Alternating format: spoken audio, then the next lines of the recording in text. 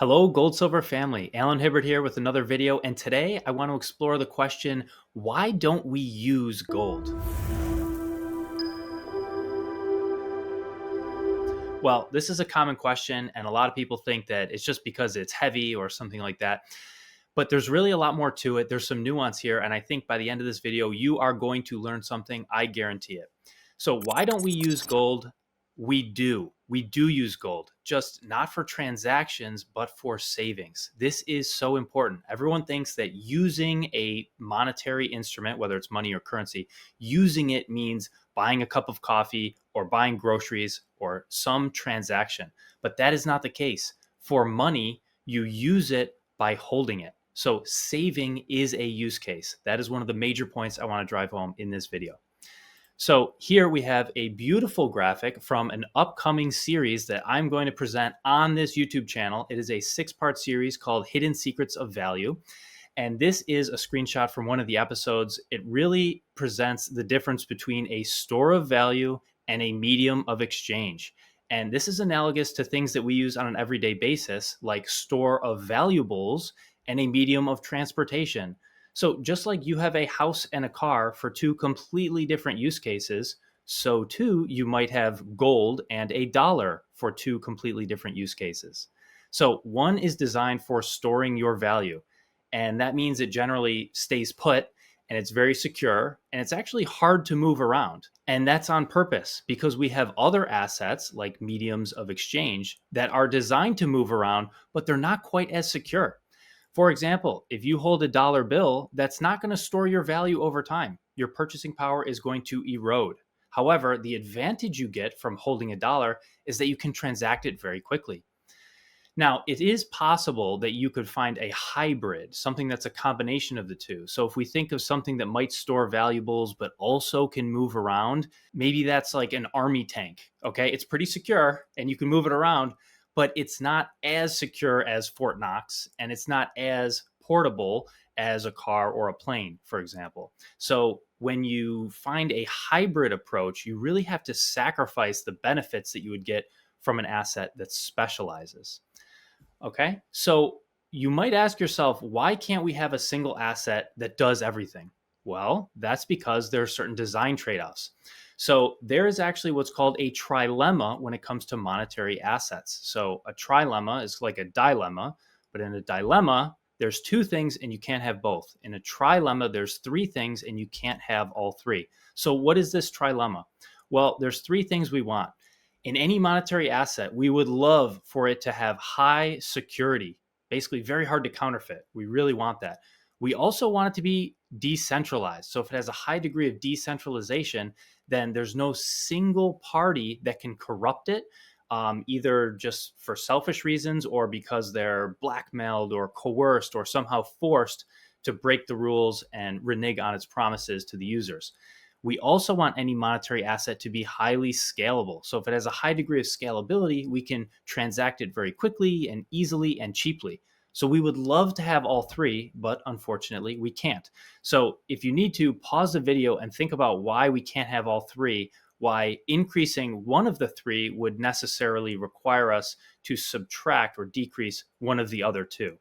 And if you still need help with that, then definitely stay tuned for my 6-part series coming up because I walk you through it in detail. So a currency, for example, has a central issuer. So right off the bat, it's already sacrificing decentralization. So if it's a country like the United States, it's already centralized. It has a governor that's going to govern the currency and control the issuance, possibly even create a debt market around that currency, possibly set interest rates. And so if you're going to create a currency like that, you might as well pick to make it as secure and as scalable as possible because it's not going to be decentralized, right? Someone's in charge of it.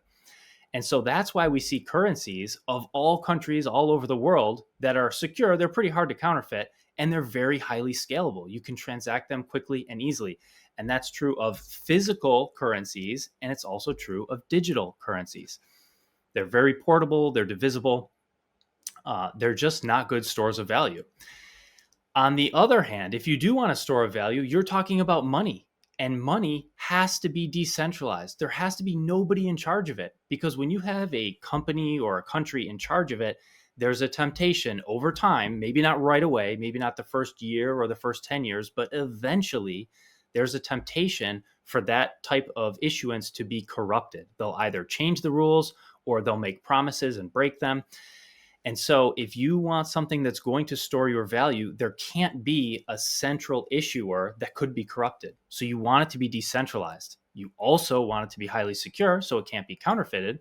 But that means you have to sacrifice the scalability of that asset, right? And that's why gold is so heavy and cumbersome and not very divisible relative to other things. And it's more expensive to transact, right? It's just simply not scalable. However, it's a great store of value. So these two things work in tandem. We have money to store our value, and we have currencies that are a medium of exchange.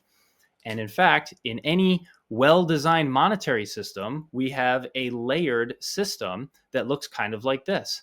And by the way, this is a screenshot from episode 5 of Hidden Secrets of Value. That episode is called Designing the Perfect Money, where we basically wonder, could there be a perfect money? Could anything be better than gold?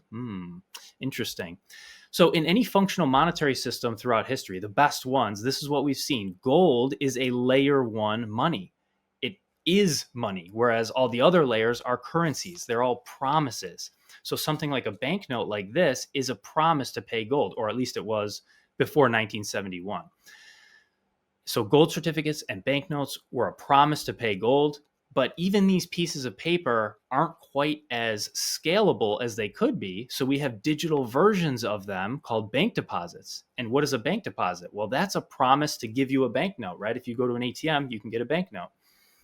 But even those bank deposits aren't as scalable as we want them to be, because sometimes you want to buy something on credit, which basically means you pay for it later. So what does it mean when you buy something with a credit card? That's a promise to pay bank deposits later. And so we have this layered money tower or pyramid that we build our economy on. And the base layer is real money. It's a store of value.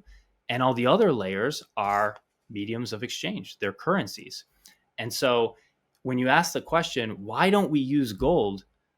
Formally, we don't. We don't actually use it in transactions. And we've also removed it from the bottom of the pyramid officially. However, people around the globe have never stopped using gold in thousands of years. There have always been people using gold, because using it just means storing your value. So even if the government reneges on its promise to pay gold for its paper promises, you can still own gold, and people have. So thank you guys for watching this video. Stay tuned for Hidden Secrets of Value, and I'll see you in the next episode.